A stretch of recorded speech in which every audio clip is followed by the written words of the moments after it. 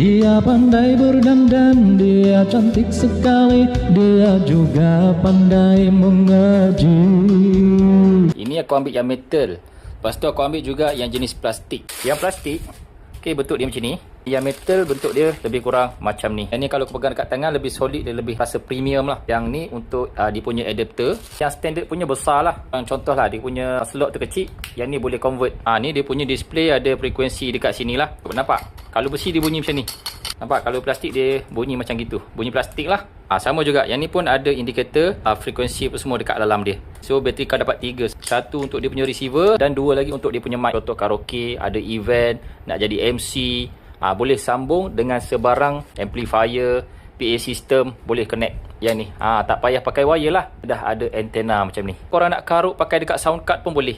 Connect je benda ni. Sound card kau orang kecil, dia dah bagi dengan dia punya adapter macam ni. Kita test mic untuk karaoke ya. Kalau sound card kau boleh adjust lah. Dia punya tone voice macam mana. Macam ni ke, ataupun nak guna voice robot. Mic biasa MC. Kau tukar je kat sini. So kalau korang nak beli kan, korang boleh pilih. Korang nak ambil yang metal ataupun yang plastik macam ni.